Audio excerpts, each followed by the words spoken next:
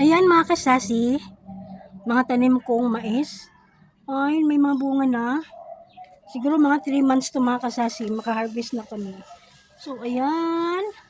Ayan pa mga kasasi, oh. Ayan. Tapos ito yung ano namin, pipino.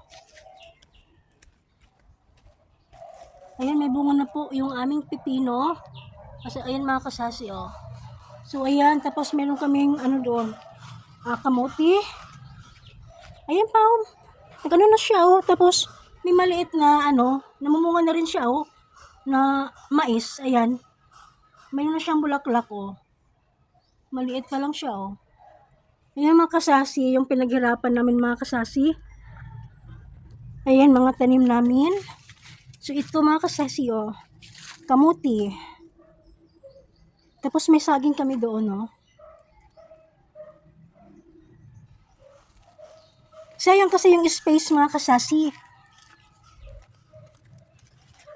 Kaya, ang ginagawa namin, tinataniman namin ng mga ano, kung ano-ano na lang maisipan. So, ayan. Mga sibuyas. So, dito mga kasasi, ano po yan? Pakwan. Ito yung ano, okra, mga kasasi, oh. So, ang ginagawa namin, kasi nga masayang yung space, alam mo naman ngayon na mahal na yung mga bilihin. Ayun, nagtatanim kami mga kasasi, nagtatanim kami. Kung ano-ano na lang yung naisipan namin para naman makasave kami sa gastusin sa bahay. O di ba? Oh, mais oh. Yun na kami makakabili ng mais sa palengke. At mamumunga na yung aming tanim. Ayan oh. Ayan mga kasasi, kapag may space kayo mga kasasi, huwag niyong hayaan na lang na huwag taniman. Para makasave tayong mga gulay. Yan, okra, talong. So ngayon mga kasasi, mag-ano kami ng ano dito, okra dyan, saka talong dyan, oh. Hindi pa kasi tapos eh.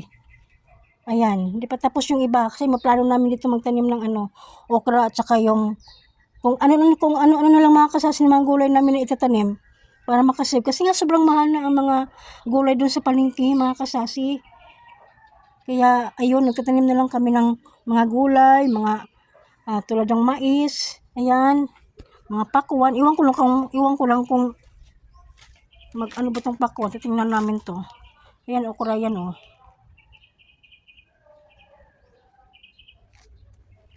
So yung mga kasasi, kapag wala kayong space, pwede naman yung mga ganito oh. Kapag wala kayong ganito mga kasasi, yung mga Wilkins, o kaya yung ano, yung mga sira na mga timba nyo, o kaya yung plastic may mga butas-butas, yung parang siyang garbage bag pero maliit siya, may mga butas-butas, pwede yun doon taniman ng ano, ng mga kung ano-anong mga gulay. Ayan. Hindi na kami nagkaroon mga halaman mga kasasi. Hindi naman mapakinabangan mga kasasi. Kaya ayun, mga gulay na lang. Tapos ito mga kasasi, ito, pinaputol-putol namin yan kasi kahoy kasi yan. Maano dito yung sa gate, oh. Ito doon sa kapitbahay. Kaya pinutol namin. Ayun, medyo lumiwanag na yung bakura namin. So, ayan. Sipag-sipag lang mga kasasi. Sipag at syaga lang. May kasabihan kapag may itinanim daw, may aanihin. Kapag may tiyaga, may nilaga. So, ganun. Ganun yung mga kasasi. Sipag-sipag lang. Tapos doon mga kasasi, oh. Ayan, meron kaming papaya dyan, oh. Tinanom ng ano ko, ng ate ko. Yung isa-share ko sa inyo na magtanim tayo kapag may mga space kayo. Kahit maliit na space lang, pwede kayong magtanim kung ano-anong mga gulay para makasave tayo. So, ayan. So, thank you mga kasasi. Thank you so much.